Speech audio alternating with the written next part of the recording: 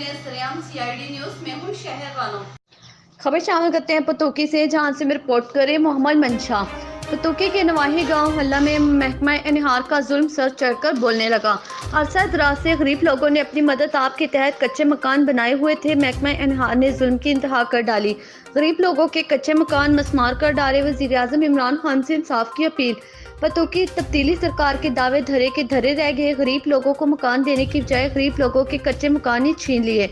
इंतहाई सर्दी की शिद्दत में गरीब लोगों के छोटे छोटे बच्चे और दर बदर की ठोकरें खाने पर मजबूर हो गए।